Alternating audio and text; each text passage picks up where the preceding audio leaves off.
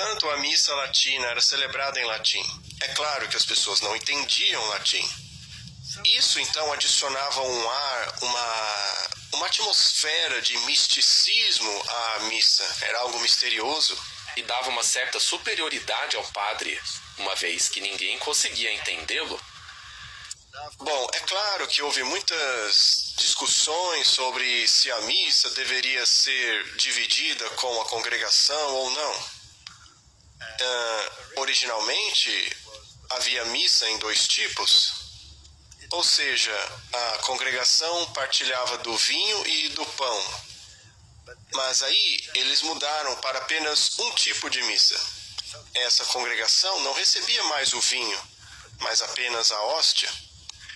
E mesmo a hóstia não era um pão que era repartido. Era uma hóstia redonda. Era colocada em um ostensório, que era um tipo de meia-lua.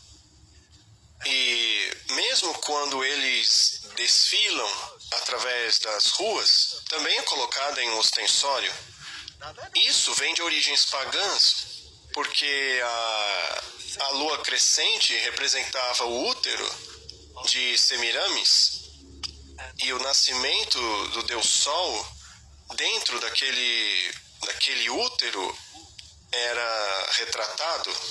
Então, foi uma cultura antiga que foi trazida para o cristianismo e que se misturou nesta forma de adoração. Mas o pão, originalmente, aquele que Jesus utilizou, era simplesmente um pão sem fermento. Naturalmente, Jesus não utilizou o vinho fermentado. Mas, na Igreja Católica, o vinho não fermentado foi substituído por vinho fermentado.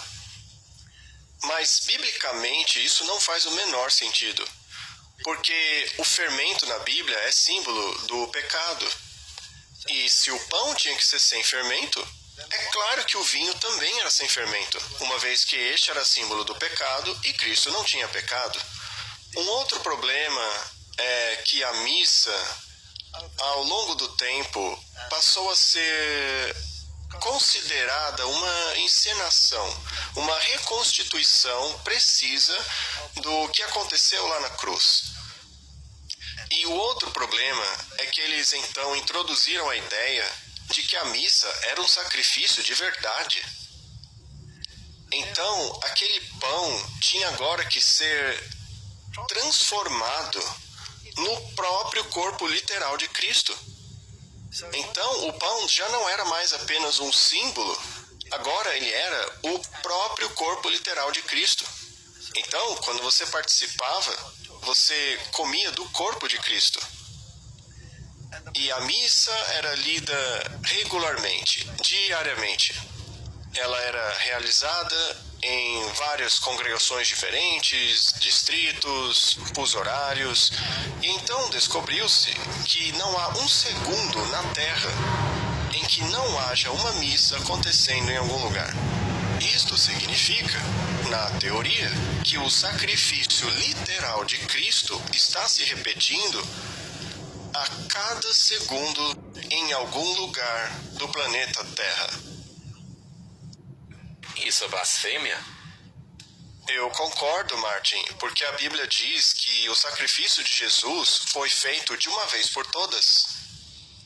Então, Martin, quando vemos essas coisas, temos que analisar o que vai acontecer com a Igreja Católica agora. Porque desde a década de 60, lá em 62, no Vaticano II, houve esse movimento para aceitar as diferentes igrejas, não mais como apóstatas, mas como filhas separadas. E essas filhas teriam que voltar para a igreja-mãe. Esse é o principal objetivo do movimento ecumênico. O movimento ecumênico não foi criado para católicos, porque eles já estão na igreja-mãe. Ela já atua para unir as suas próprias igrejas. Já o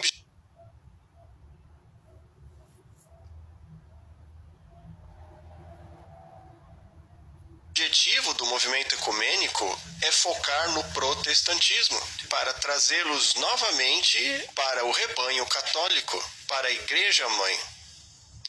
Não necessariamente aceitando as doutrinas deles, porque não dá para unir as duas doutrinas. Sim, não dá para conciliar a doutrina protestante com a católica.